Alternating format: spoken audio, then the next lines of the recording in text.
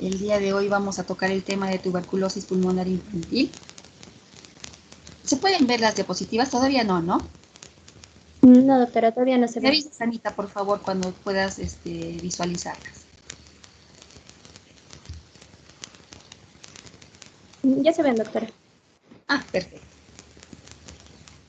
Tenemos que tomar en cuenta algunas competencias que tenemos que alcanzar después de esta clase, que son conocer la epidemiología actual de la tuberculosis, realizar el diagnóstico de tuberculosis pulmonar infantil, conocer el tratamiento de la tuberculosis pulmonar infantil y promover aspectos preventivos de la misma.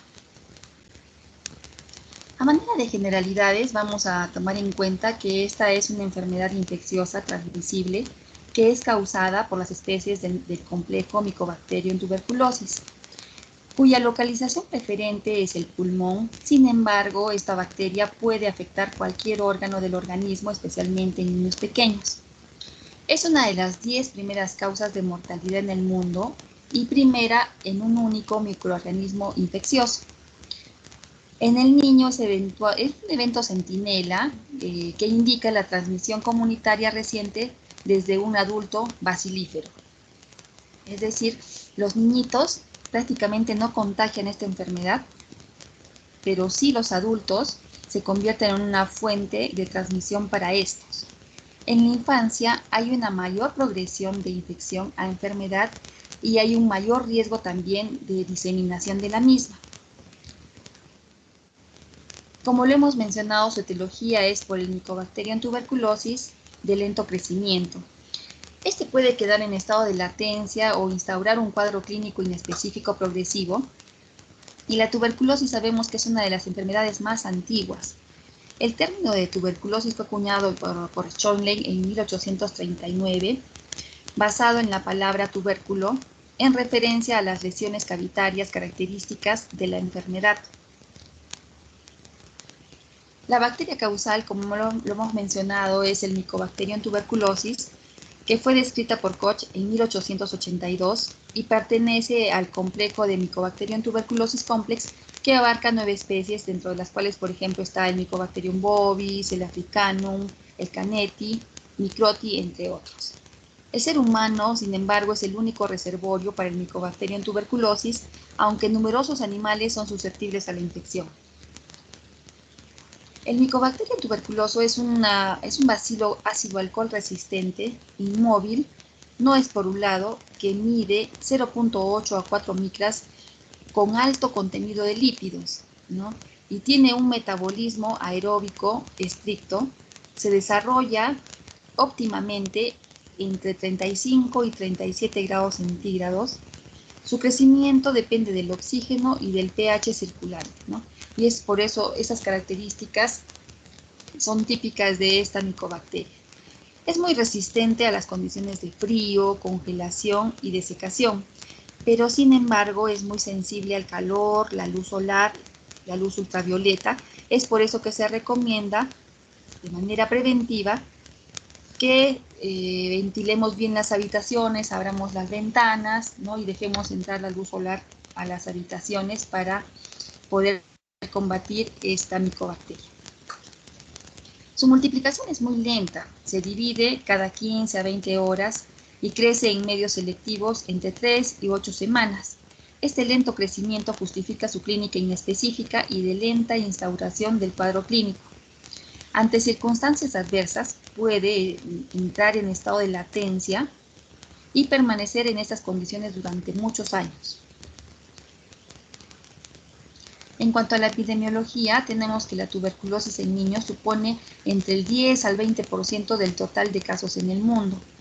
Se ha producido un aumento de cepas resistentes debido al abandono de los pacientes adultos y estos han terminado siendo multidrogas resistentes, ¿no?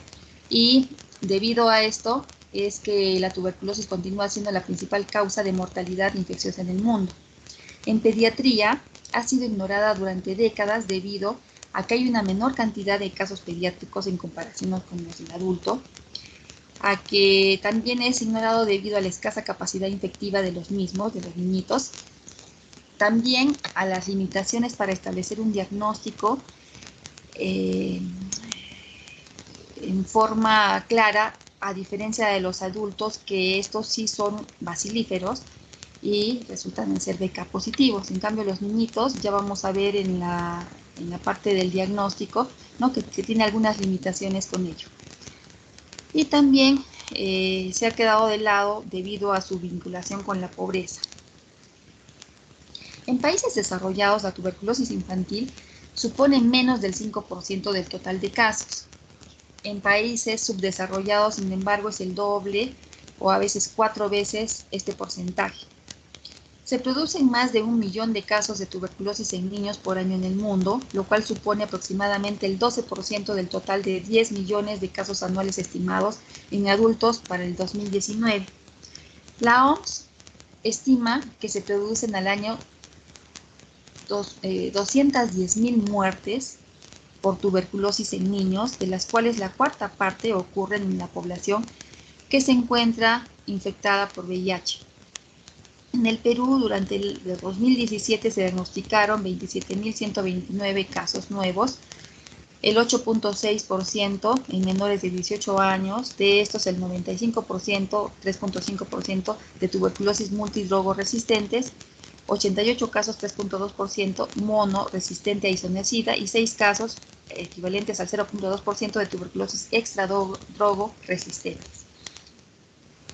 Tras la prima infección en los lactantes y niños presentan una población especialmente susceptible, porque a menor edad hay mayor riesgo del desarrollo de tuberculosis extrapulmonar y de formas diseminadas, incluyendo la tuberculosis miliar y la meningitis tuberculosa. El 50% se da en menores de 1 año y estos desarrollarán enfermedad activa tras la primoinfección y entre un 10 al 20% de ellos una tuberculosis miliar o meningitis. En niños menores de 5 años, estos representan más del 50% de los casos de tuberculosis infantil y hay menor probabilidad de ser diagnosticados y recibir tratamiento oportuno. Cerca del 80% de las defunciones por tuberculosis infantil ocurre en menores de 5 años, justamente por el retardo del diagnóstico y el tratamiento adecuado. Los niños en edad escolar desarrollarán la enfermedad en una proporción mucho menor, menos del 5%, y excepcionalmente se complicarán con formas diseminadas.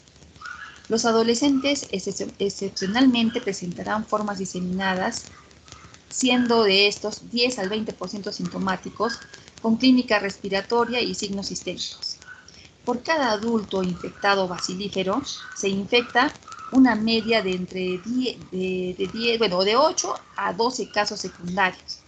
De ellos, el 90% permanecerán como tuberculosis latente y el 10% desarrollarán enfermedad a lo largo de su vida. Acá tenemos un cuadrito que muestra justamente este riesgo de progresión tras la primoinfección tuberculosa en la historia natural de las formas graves en función a la edad, ¿no? Es así que tenemos en los niñitos menores de 1 año, ¿no? Estos cursan un 50% sin enfermedad. Realizan la enfermedad entre un 30 y 40% y van a la tuberculosis miliar o meningitis el 10 al 20%. Entre 1 y 2 añitos, cursan sin enfermedad el 75 a 80%, hacen la enfermedad del 10 al 20% y van a la tuberculosis miliar o meningitis un 2 o 3%. En los niños de 2 a 5 años, cursan sin enfermedad el 95%, hacen la enfermedad el 5% y van a la tuberculosis miliar o meningitis el 0.5%. Entre 5 y 10 años, prácticamente ningún pequeñito, bueno, el 2% nada más hacen la enfermedad, ¿no? Y la tuberculosis miliar o meningitis menos del 0.5%. Nuevamente, a partir de los 10 añitos, ¿no? Aumenta el porcentaje y hacen la enfermedad del 10 al 20% de estos niñitos y la tuberculosis miliar o meningitis es menos del 0.5%. Acá tenemos unos cuadritos, ¿no? Que muestran la distribución de los casos de tuberculosis según morbilidad en el 2019 y vemos que el departamento más afectado es Lima con el 57.47% de los casos, y para Arequipa tenemos 1.250 casos que corresponden al 3.05%. Y en cuanto a la distribución en etapas de vida, vemos que los niñitos de 0 a 11 años se han presentado 877 casos correspondientes al 2.14%. Y en los adolescentes de 12 a 17 años se han presentado 3.074 casos correspondientes al 7.49%. Tenemos a su vez en estos cuadritos también que, como bien lo dice la literatura, la tuberculosis pulmonar es la más frecuente, ¿no? En el 2019 ocupó un 81.57% la tuberculosis pulmonar con respecto a la tuberculosis extrapulmonar, que ocupó el 18.35%. En cuanto a la distribución de los casos de tuberculosis según la comorbilidad, vemos que la principal comorbilidad en los pacientitos que presentaron esta patología es cuando están infectados por VIH, ocupando un 58.71%, y los pacientitos que tienen diabetes en el 37.04%, y en tercer lugar los que tienen cáncer con un 4.24%. En cuanto a la distribución de casos de tuberculosis según el distrito, ¿no? Tenemos que en el distrito de Paucarpata se dieron 167 casos en el 2019, seguidos por el distrito de Cerro Colorado con 164 casos. Tenemos que Arequipa, en cuanto a la incidencia de tuberculosis por departamentos, se encuentra en un rango de mediano riesgo. Y esta es la distribución de casos que se ha presentado durante el presente año, desde enero hasta agosto, y vemos que en el mes de febrero y marzo hubo una elevación, un descenso en abril, y nuevamente en mayo hubieron nuevos casos, ¿no? Más casos. En cuanto a la distribución según edad, ¿no? Tenemos que sexo, tenemos que en el sexo masculino ha sido más frecuente con el 64%, ¿no? De 10 a 19 años, ¿no? Acá se ve una marcada diferencia con predominio del sexo masculino. Según la localización, siempre se tiene un mayor porcentaje de la tuberculosis pulmonar con respecto a la extrapulmonar. Pero sin embargo, tenemos acá en cambio en los pacientitos infectados con VIH, SIDA, ¿no? Cierto predominio de la tuberculosis extrapulmonar con respecto a la pulmonar, a diferencia de los casos que no son VIH positivos. En cuanto a la fisiopatología, la inmunidad innata y adaptativa, sobre todo la inmunidad celular, son esenciales para contener la infección. Los niños e inmunodeprimidos tienen mayor riesgo de enfermedad y de diseminación justamente por esto, porque su sistema inmunológico está en desarrollo. Tras la exposición de un sujeto bacilífero, 30% de las personas expuestas resultan infectadas y de estas el 90% controlan la infección. La tuberculosis precisa convivencia estrecha y mantenida para su transmisión por inhalación, habitualmente más de 4 horas diarias en el mismo habitáculo con un enfermo bacilífero. Pero sin embargo, en algunos estudios se ha descrito que las infecciones casos de infecciones tras solo 15 a 20 minutos de exposición ocasionan a individuos que son altamente bacilíferos. Eso hay que tomarlo también en cuenta. Al toser o estornudar, las gotas cargadas de bacilos se dispersan en el aire, quedando suspendidas durante horas, si bien solo las más pequeñas, menos de 5 micras, tendrán capacidad infectiva. Los enfermos bacilíferos eliminan la micobacteria por secreciones respiratorias, ¿no? Y esto viene a ser la baciloscopía de esputo positiva. Los niños con infección o con alteración de la inmunidad celular, que son aquellos que tienen una infección por VIH o tienen alguna inmunodeficiencia primaria o se encuentran recibiendo tratamiento esteroideo prolongado o con terapias biológicas, tienen un mayor riesgo de desarrollar la enfermedad. Una vez que se da la primera infección, el Mycobacterium tuberculoso llega al pulmón. De ahí se produce la fagocitosis por los macrófagos alveolares, que es la primera línea de defensa. Los macrófagos infectados, al unirse a los lisosomas, forman un complejo fagolisosoma, dentro del cual se da la actividad bactericida que incluye radicales de nitrógeno y oxígeno que suprimen y matan al Mycobacterium tuberculosis, impidiendo su crecimiento. Esta respuesta inicial, que es la inmunidad innata, suele aclarar la carga bacilar inicialmente de manera efectiva, pero a veces esta respuesta es inadecuada y el bacilo continúa multiplicándose dentro del macrófago y se extiende por el intersticio pulmonar a los ganglios linfáticos regionales, luego a los ciliares, a los mediastínicos y provocan una activación de la respuesta inmune adaptativa en el foco infeccioso en semanas. Por eso es esencial el papel de los linfocitos B y sobre todo T, CD4 y CD8 con producción del interferón gamma. Para controlar este foco se forman granulomas compuestos de macrófagos, células dendríticas, linfocitos y células epiteliales. Estos granulomas suelen controlar pero no eliminar la carga bacilar, que puede persistir en este microambiente durante décadas. Esto se considera una infección de tuberculosis latente y se define como la evidencia de sensibilización inmune a la micobacteria sin signos clínicos de la enfermedad.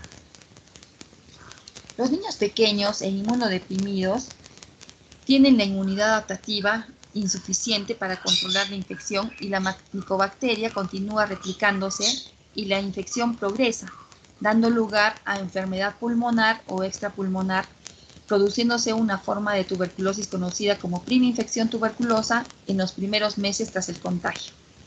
Entonces, acá en esta figura tenemos la posible evolución tras la exposición de Mycobacterium tuberculosis, ¿no? Entonces, tenemos la exposición al Mycobacterium tuberculosis y en algunos casos se da, según el sistema inmunológico competente, la eliminación de infección utilizando la inmunidad innata o adaptativa que ya hemos mencionado anteriormente.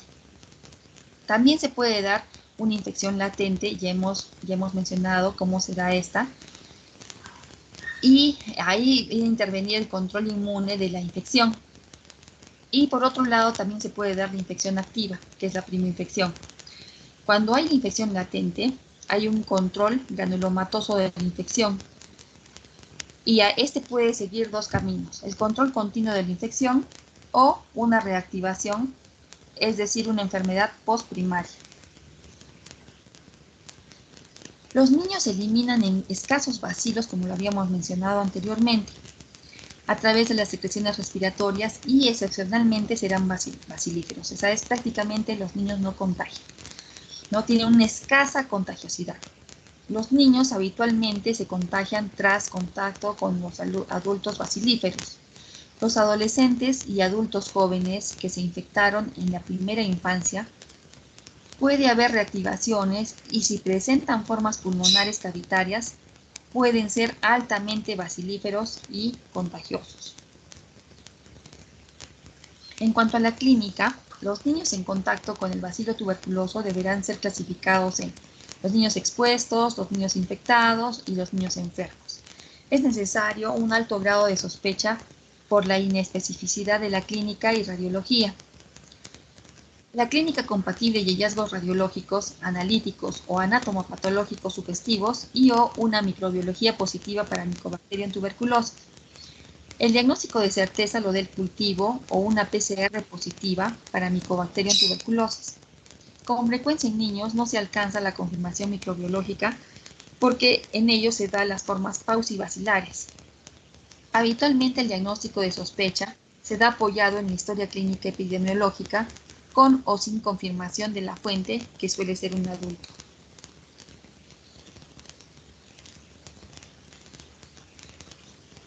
En los niños la clínica es muy variable, va desde las formas oligosintomáticas, que vienen a ser los síntomas inespecíficos o respiratorios, hasta una afectación grave. La localización más frecuente, como lo hemos mencionado, que va de un 80 a 92%, es la pulmonar. En el niño mayor hay un mayor componente adenopático mediastínico que de consolidación pulmonar, a diferencia del adulto. Se dan los síntomas respiratorios, que son la tos crónica, dificultad respiratoria, el dolor torácico. También están los síntomas constitucionales, que son la fiebre, la sudoración y la pérdida de peso. Acá, por ejemplo, tenemos, ¿no?, en la figurita que está en la parte inferior, ¿no?, un niño de 7 años con estridor por ensanchamiento mediastínico con adenopatías ciliares, ¿no? Y en la radiografía de la izquierda es el momento del diagnóstico, y la radiografía de la derecha es una reacción paradójica a 2 semanas de inicio del tratamiento, ¿no?, con un afilamiento del bronquio principal izquierdo. En cuanto a la clínica, para los lactantes, estos suelen presentar fiebre, tos, disnea, estertores, hipoventilación e incluso sibilancias. Las sibilancias que no responden a broncodilatadores es algo característico. Pueden presentar también estridor y compresión de vía aérea por adenopatías mediastínicas. Los niños pequeños son más vulnerables a las formas graves de tuberculosis, por ejemplo, la tuberculosis diseminada y la meningitis tuberculosa, y tienen un mayor riesgo de muerte, sobre todo los menores de 2 años. Las formas extrapulmonares son más frecuentes en estos niños pequeños. Puede afectar a cualquier órgano o sistema, dando síntomas neurológicos, digestivos, osteoarticulares o cutáneos, entre los que se incluye el eritema nodoso. La presentación más común de tuberculosis extrapulmonar es la adenopatía cervical o escrófula, que se puede visualizar en la figura de la derecha. Las de gran tamaño pueden erosionar hacia el interior, produciéndose una tuberculosis endobronquial y cursar con dificultad respiratoria. La tuberculosis congénita, de difícil diagnóstico, cursa con formas diseminadas y presenta elevada mortalidad. En lactantes e inmunodeprimidos hay mayor riesgo de diseminación tras la primera infección, incluyendo la meningitis y la tuberculosis miliar. La tuberculosis miliar se caracteriza por una febrícula, malestar, anorexia, pérdida de peso, adenopatías generalizadas, hepatoesplenomegalia y síntomas respiratorios e hipoxemia. En la radiografía de tórax se evidencian infiltrados diseminados con mengrados de Nijo que pueden evolucionar a la formación de neumatoceles, como se puede apreciar en la figura número 5, ¿no?, estos neumatoceles múltiples en el curso evolutivo de una tuberculosis miliar en un lactantito de 2 meses. Con frecuencia, esta tuberculosis pulmonar puede estar acompañada de meningitis, con una máxima incidencia entre los 6 meses y los 4 años. Su presentación de esta meningitis es subaguda, a diferencia de la bacteriana, que es aguda, ¿no? Esta es subaguda y cursa con cefalea, irritabilidad, vómitos, seguido de una afectación de los paredes craneales, alteración de la conciencia, signos meningios y convulsiones. Se da la hidrocefalia, que es precoz y frecuente, ¿no?, como lo muestra en la figura número 6, ¿no? Hay una hidrocefalia y realce meningio y meningitis tuberculosa. Entonces, en el fondo de ojo se pueden ver los tubérculos coroideos. El líquido cefalorraquídeo es de aspecto claro, con pleocitosis y linfocitosis, hipoglucorraquia e hiperproteinorraquia. Esto lo vamos a ver más ampliamente cuando toquemos las infecciones del sistema nervioso central. En lactantes, el retraso diagnóstico de la tuberculosis por presentar clínica inespecífica y atípica, y con frecuencia también se tienen los frecuentes falsos negativos, ¿no? En ausencia de tratamiento, su mortalidad es muy elevada, y considerar la enfermedad tuberculosis con el diagnóstico diferencial en lactantes pequeños como sepsis, con diagnóstico diferencial también de una neumonía de mala evolución clínica, en especial ante la presencia de factores de riesgo epidemiológicos. Tenemos muchas veces niñitos o lactantes menores que ingresan con el diagnóstico de una neumonía bacteriana. Se les da el tratamiento correspondiente, pero vemos que no tiene una adecuada evolución clínica, ¿no?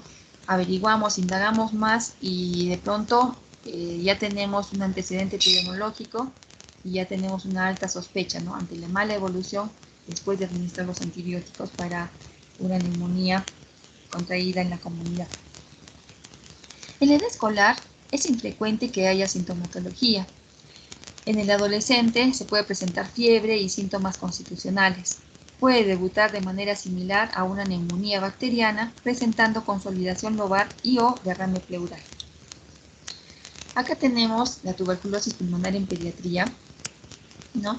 Los síndromes clínicos de tuberculosis intratorácica en niños. En la figura A tenemos las adenopatías mediastínicas ciliares asociadas con un nódulo periférico, ipsilateral o complejo de Wong. Acá en la figura B tenemos el complejo de Wong con cavitación, casi exclusiva de lactantes e inmunodeprimidos. En la figura C tenemos las adenopatías aumentadas que comprimen la vía aérea causando o bien obstrucción completa o atelectasia global del lóbulo medio y del lóbulo inferior derecho, o bien obstrucción parcial con defecto de la válvula que conduce a una hiperinsuflación del pulmón izquierdo, como lo podemos ver en la gráfica. Acá en el esquema de la figura D tenemos los ganglios linfáticos necróticos erosionando el bronquio intermedio con una diseminación endobronquial y consolidación parchada en el lóbulo medio y lóbulo inferior derecho. En la figura número E tenemos los ganglios linfáticos necróticos que comprimen y obstruyen el bronquio izquierdo en el lóbulo superior izquierdo, con infiltración del nervio frénico causando una parálisis hemidiafragmática. Además, la diseminación endobronquial causa la consolidación completa del lóbulo superior izquierdo con desplazamiento de la tráquea y fisuras acompañando de la formación de cavidad, ¿no? Como se puede apreciar en la gráfica. En la figura número F se observan los micronódulos difusos en ambos campos pulmonares, consecuencia o bien una diseminación hematógena tras una primoinfección reciente o bien tras una infiltración de vaso adyacente a una lesión pulmonar o a un ganglio necrótico. Acá en la figura número G observamos el derrame pleural. Habitualmente indica una primoinfección reciente con reacción de hipersensibilidad a tuberculoproteínas con vaciado de contenido desde el complejo subpleural del complejo de Wong y habitualmente no visible en la cavidad pleural. En la figura H tenemos el derrame pericárdico que ocurre habitualmente como consecuencia del vaciado del contenido de adenopatías subcarinales necróticas al espacio pericárdico. Y finalmente en la figura número I, o letra I, ahí tenemos la formación de una cavidad en ambos lóbulos superiores con diseminación endobronquial en el lóbulo medio. Los nódulos y cavidades en los segmentos apicales son típicos de la enfermedad tipo adulto. Los niños menores de 5 años representan más del 50% de los casos y tienen la menor probabilidad de ser diagnosticados y recibir tratamiento oportuno. El diagnóstico es un desafío por semejanza de los síntomas con otras enfermedades de la niñez y a la dificultad de obtener una confirmación bacteriológica, porque son paucibacilares, como hemos mencionado anteriormente. Con frecuencia la tuberculosis se pasa por alto como causa subyacente o como una comorbilidad en los niños que presentan neumonía o desnutrición o meningitis. En los adolescentes de 10 a 19 años, estos presentan un cuadro clínico semejante al del adulto. Por ejemplo, imágenes de cavernas en la radiografía de tórax y tienen un alto riesgo de transmisión en los entornos colectivos como las escuelas y el hogar. Como diagnóstico diferencial, de la enfermedad tuberculosa tenemos, o mejor dicho, para hacer el diagnóstico de la enfermedad tuberculosa tenemos el criterio clínico, entonces, el criterio bacteriológico, el criterio epidemiológico, el criterio inmunológico, el criterio radiológico y el criterio anatomopatológico. Acá tenemos una clasificación de la situación de riesgo de infección por Mycobacterium tuberculosis. Entonces tenemos la exposición a tuberculosis sin infección, el contacto en los 3 últimos meses estrechos con un enfermo con tuberculosis, ¿no? Tenemos la ausencia de la clínica compatible y una radiografía torácica normal, ¿no? Tenemos el PT y el IGRA negativos. Cuando tenemos una infección tuberculosa latente, ¿no? Tenemos las pruebas del IGRA y PT que son positivas. Tenemos el paciente asintomático con una radiografía de tórax normal, aunque no se documente la existencia de un contacto con tuberculosis. Antes de confirmar la tuberculosis pulmonar latente, es obligatorio descartar enfermedad y realizar una radiografía de tórax. Y por último tenemos la enfermedad tuberculosa. Diagnóstico de certeza es el cultivo o la PCR positiva para Mycobacterium tuberculosis. Con el diagnóstico de sospecha viene a ser la clínica compatible y los hallazgos suspectivos radiológicos, analíticos y o anatomopatológicos.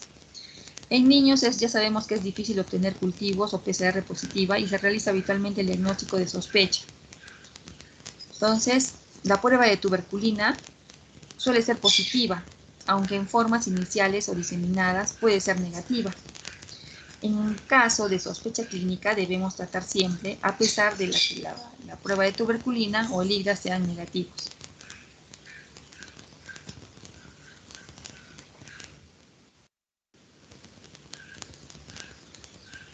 Entonces, como criterio clínico tenemos que, en primer lugar, el complejo primario de Wong, que es el foco parenquimatoso pulmonar, y que viene a darse 4 a 6 semanas, ¿no? La diseminación a ganglios linfáticos regionales. Esa es la forma inicial. También tenemos la epituberculosis, que es la alteración de los tejidos cercanos a la lesión tuberculosa en niños. Otra presentación es la bronconeumonía. Otra es la presentación pleural, la enfermedad pericárdica, la enfermedad cutánea, la enfermedad ganglionar, la miliar, la meningoencefalitis, la tuberculosis enteroperitoneal, la tuberculosis osteoarticular, la enfermedad genitourinaria, la enfermedad en niños infectados por VIH. Ahí tenemos, por ejemplo, la lesión primaria, en el que se puede ver el complejo de Wong en el 15% de los casos, 15-17%, ¿no? Hay una pequeña zona radiopaca, ¿no? Debajo de la clavícula derecha, con una calcificación a nivel de los ganglios linfáticos ciliares, unidos por un trazo lineal de linfáticos radiopacos. Entonces, en cuanto al antecedente epidemiológico de contacto, tenemos la fuente de infección, que puede ser intradomiciliaria, extradomiciliaria, y en ambas debemos evaluar primero la proximidad del contacto, que es la fuente de infección, el tiempo de contacto, la carga bacilar del contacto, si es que es 1, 2 o 3 cruces positivo en la baciloscopía, o si el cultivo es positivo. Hay que tomar en cuenta también los que han sido antes tratados y los multidrogos resistentes también.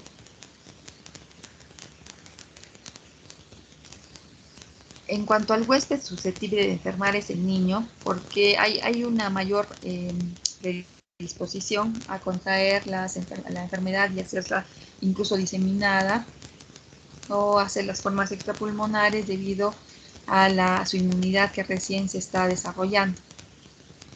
Entonces, es importante en el niño preguntarnos y verificar si tiene la inmunización con la BCG. Entonces, verificamos en el hombro derecho si es que tiene la huella de la vacuna, ¿no? La cicatriz.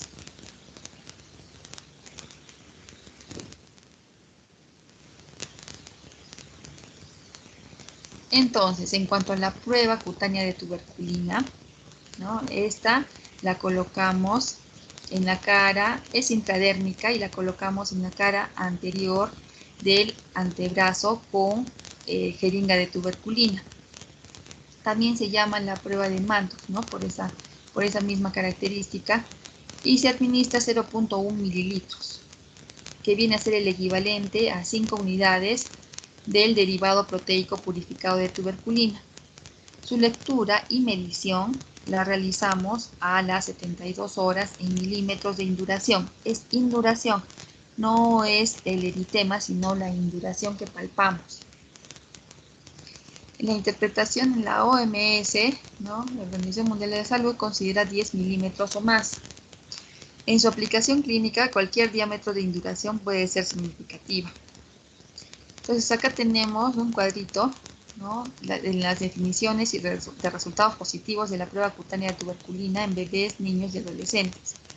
Entonces, una induración de 5 milímetros o mayor, la tenemos que tomar en cuenta a los niños con contacto cercano con personas conocidas o con sospechas de contagio de tuberculosis.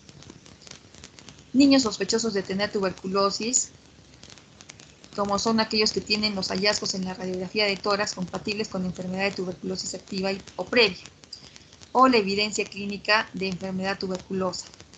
Entonces, los niños que reciben también terapia inmunosupresora o con condiciones inmunosupresoras, incluyendo la inmunodeficiencia humana.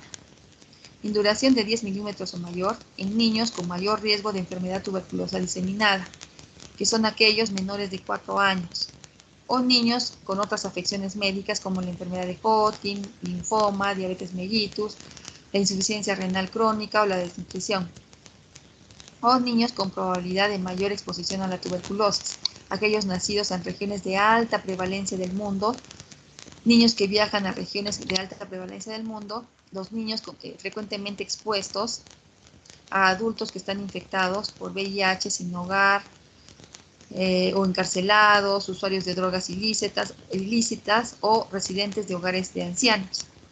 Y una induración de 15 milímetros o mayor en niños de 4 años o más sin ningún factor de riesgo.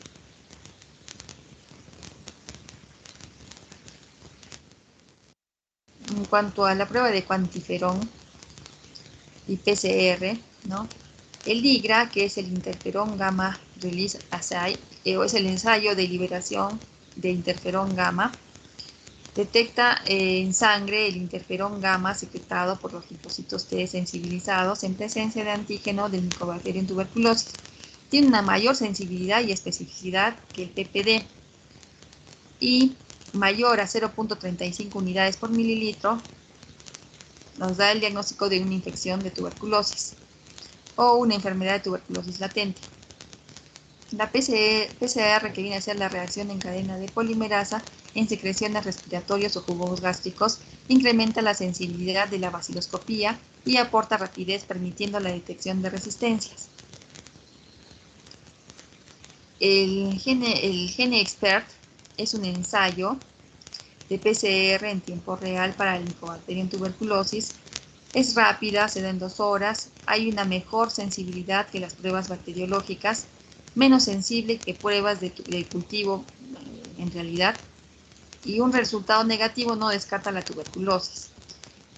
Y también, a su vez que sirve para el diagnóstico, también detecta la resistencia a rifampicina. Por otro lado, tenemos la radiografía de tórax para el diagnóstico.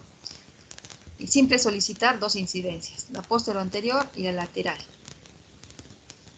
No hay ninguna imagen radiológica específica de la tuberculosis, pero sí hay imágenes sugestivas, ¿no? Como por ejemplo la de la fotografía, la radiografía que se encuentra en la parte superior, ¿no? Que muestra una niñita de 2 meses con tuberculosis miliar y vemos cómo ambos campos pulmonares se encuentran tomados, ¿no? Y la radiografía de tórax con infiltrado miliar bilateral, ¿no? En la parte inferior, y en la parte derecha también un infiltrado biliar en el hemitórax derecho. El criterio bacteriológico en pediatría es de poca ayuda porque aproximadamente el 95% de la tuberculosis infantil son bacterioscopías negativas. La obtención de una adecuada muestra para el aislamiento del Mycobacterium en tuberculosis es difícil de obtener en niños. Las pruebas microbiológicas son de bajo rendimiento por naturaleza pausivacilar. El 6.8% de los casos de tuberculosis pediátrico tienen esputo negativo para Mycobacterium frente a 52% en adultos. El 0.5% de esputo positivo en pacientes de 0 a 4 años, el 14% en niños de 5 a 14 años. En cuanto al tipo de muestra, se puede obtener el esputo por aspirado gástrico y también se puede utilizar la broncoscopía con lavado broncoalveolar utilizados para la toma de muestras en pacientes pausivacilares. Estos métodos son invasivos y requieren mayores recursos y no siempre son accesibles, ¿no? El panel de expertos recomienda el esputo inducido en menores de 18 años con sospecha de tuberculosis pulmonar que no pueden expectorar espontáneamente. Entonces ya sabemos que por el tipo de lesión que son los niños pausivacilares, toda muestra de niños debe cultivarse. El tiempo de cultivo es una desventaja, que no es prolongado. En cuanto al criterio histopatológico, tenemos el granuloma con necrosis gaseosa en muestras de biopsia, ganglios o trozos de tejidos. Toda muestra de este tipo tiene que ir a patología y laboratorio. La muestra para laboratorio debe enviarse sin fijar en suero fisiológico para ser procesada para vasicoloscopía y cultivo. La confirmación microbiológica de la tuberculosis infantil es rara y el diagnóstico clínico se basa en una combinación de signos, síntomas, hallazgos radiológicos e identificación de un contacto con tuberculosis. Aún es necesaria una buena perspicacia clínica para decidir cuándo iniciar el tratamiento antituberculoso. Entonces, para el tratamiento se considera dos fases, ¿no? La primera fase, que es la de inducción bactericida, es de administración diaria. Sirve para disminuir rápidamente la población bacilar de crecimiento y multiplicación rápida. Y sirve también para prevenir la resistencia y fracaso. La segunda fase es de mantenimiento, es esterilizante. Es de administración intermitente, menor número de medicamentos suficientes para conseguir la eliminación de bacilos persistentes. Evita la recaída. Acá tenemos el esquema para la tuberculosis sensible en menores de 15 años. Entonces tenemos las dosis de medicamentos antituberculosis de primera línea para personas menores de 15 años. Estamos en primer lugar la isoniazida. La primera fase ya sabemos que es diaria. La isoniazida se administra a una dosis de 10 miligramos por kilo, como rango de 10 miligramos a 15 miligramos por kilo, con una dosis máxima diaria de 300 miligramos. La rifampicina, su dosis es de 15 miligramos por kilo, el rango es de 10 a 20 miligramos por kilo, con una dosis máxima diaria de 600 miligramos. La piracinamida, 35 miligramos por kilo, y el rango es de 30 a 40 miligramos por kilo, con una dosis máxima diaria de 1500 miligramos. El etambutol es de 20 miligramos y el rango de dosis es de 15 a 25 miligramos, con una dosis máxima diaria de 1200 miligramos. Para la segunda fase, esta se administra 3 veces por semana. Solo se administran dos drogas, la isoniazida y la rifampicina. Ya hemos visto la dosis de la isoniazida es de 10 a 20 miligramos por kilo y de la rifampicina es de 15 miligramos con un rango de 10 a 20 miligramos por kilo, con una dosis máxima de la isoniazida de 900 miligramos al día y de la rifampicina de 600 miligramos al día. ¿Cuáles son las reacciones adversas de los fármacos antituberculosos utilizados con mayor frecuencia? De la isoniazida, la elevación leve de las enzimas hepáticas, una hepatitis, neuritis periférica e hipersensibilidad. Tenemos que estar atentos cuando iniciemos el tratamiento antituberculoso de nuestros pacientitos, de ver cómo se encuentran las enzimas hepáticas antes del tratamiento y durante el tratamiento, y con sus controles correspondientes, y observar de igual manera estas reacciones secundarias. En cuanto a las reacciones secundarias de la rifampicina, tenemos la coloración anaranjada de las secreciones o de la orina, tinción de los lentes de contacto, vómitos, hepatitis, reacción pseudogripal, trombocitopenia, prurito, posible ineficacia de los anticonceptivos orales en las mujeres, ¿no? La piracinamida puede producir efectos hepatotóxicos, una hiperuricemia, artralgias, molestias gastrointestinales. Y en cuanto a las reacciones secundarias del etambutol, tenemos una neuritis óptica, en general reversible, con una disminución de la distribución de los colores, de la discriminación de los colores rojo y verde, alteraciones del tubo digestivo e hipersensibilidad.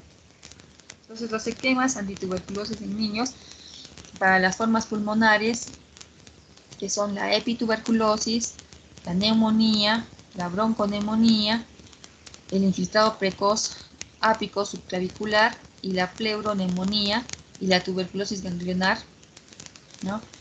Y tenemos el esquema que ya hemos visto en el cuadro anterior, ¿no? Y para las formas graves, que son las siembras hematógenas, la miliar, la granulia y aquellas tuberculosis que afectan el sistema nervioso central, ocasionando una meningoencefalitis, ¿no? Y la TBC osteoarticular.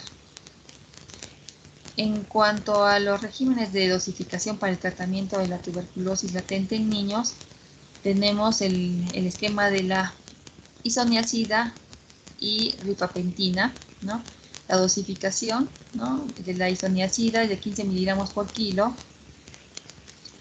Entonces, redondeado a los 50 o 100 miligramos más cercanos, ¿no?, 900 miligramos como máximo. Y rifapentina, oralmente una vez a la semana durante 3 meses, se prefiere la observación directa. Entonces ahí, según el peso del pacientito, se va calculando la dosis de la rifampicina de 10 a 20 miligramos por kilo diarios durante 4 meses, sin exceder los 600 miligramos por día. La isoniazida y la rifampicina, la isoniazida de 10 a 15 miligramos por kilo diario durante 3 meses, sin exceder los 300 miligramos al día. La rifampicina de 10 a 20 miligramos por kilo durante 3 meses, sin exceder los 600 miligramos por día. La isoniazida, como régimen estándar, tenemos la isoniazida de 10 a 15 miligramos por kilo diarios durante 9 meses, sin exceder los 300 por día. Y una alternativa al régimen es la isoniazida de 20 a 30 miligramos 2 veces a la semana, durante 9 meses, sin exceder los 900 al día. Entonces, este es el régimen de dosificación para el tratamiento de la tuberculosis latente en niños. En cuanto a los aspectos preventivos, tenemos la vacunación utilizando la BCG, el control de los contactos, la terapia preventiva con la quimioprofilaxis, el diagnóstico y tratamiento de la tuberculosis en forma precoz, la educación y promoción de la salud. Entonces, acá tenemos el examen del flujograma, ¿no?, que tenemos que tener en cuenta el examen de contacto de pacientes con tuberculosis en forma precoz, ¿no?, el diagnóstico de caso, el censo de los contactos por el servicio de enfermería, la visita domiciliaria correspondiente. Entonces, el contacto de 0 a 19 años, la consulta médica, ¿no?, y ahorita vamos a ver el programa de número 2, y el contacto de 19 a más años, el programa número 3. Entonces, en cuanto al programa número 2, contacto de 0 a 19 años con pacientes tuberculosis, forma pulmonar, ¿no?, la consulta médica si está sano, la terapia preventiva con la quimioprofilaxis. Y si tenemos la sospecha de tuberculosis, los criterios diagnósticos, se descarta la tuberculosis, se confirma la tuberculosis y el tratamiento correspondiente. Y acá tenemos, ¿no?, si es que tenemos a un recién nacido con contacto de madre tuberculosis positiva, ¿no?, se da con tuberculosis, se da el tratamiento correspondiente. Sin tuberculosis, se da la quimioprofilaxis, se realiza el PPD si es que es positivo, entonces se da el tratamiento. Si es que no tiene tuberculosis, ya se da de alta. Si es PPD es negativo, la vacuna BCG y suspender la quimioprofilaxis. En ausencia de PPD, la quimioprofilaxis por 6 meses y la administración de la BCG. Entonces, acá tenemos la hoja de ruta para poner fin a la tuberculosis en niños y adolescentes, y que tenemos la meta para el 2030, ¿no? Entonces, para ello se toman en cuenta, ¿no?, diferentes estrategias, como fomentar el liderazgo nacional y la rendición de cuentas, aumentar el financiamiento de los programas contra la tuberculosis en niños y adolescentes, implementar y ampliar las intervenciones de prevención, aplicar estrategias integradas centradas en la familia y la comunidad, estimular la investigación sobre tuberculosis en niños y adolescentes, reforzar la promoción de la prevención, ¿no?, en todos los niveles, fomentar las alianzas funcionales para el cambio, cerrar la brecha entre las políticas y la práctica, es decir, de la teoría a la práctica, expandir la búsqueda de casos y el tratamiento de la tuberculosis en niños y adolescentes, y mejorar la recolección de datos y su notificación de utilización para poner fin a la epidemia de la tuberculosis, ¿no? La meta que se ha programado es hasta el 2030, ¿no? Y entonces están haciendo todos los esfuerzos correspondientes, todos los gobiernos están haciendo reuniones en distintos países para poner fin a esta enfermedad, ¿no?, que tiene todavía una alta mortalidad. Muchas gracias por su atención. Si tienen alguna pregunta, porque bueno, estamos sobre la hora, si tienen alguna pregunta, con gusto la puedo resolver. Se la envían, por favor, por WhatsApp a su compañera, a su delegada, ¿no? Y yo con gusto le estaré respondiendo las mismas. Muchas gracias por su atención brindada.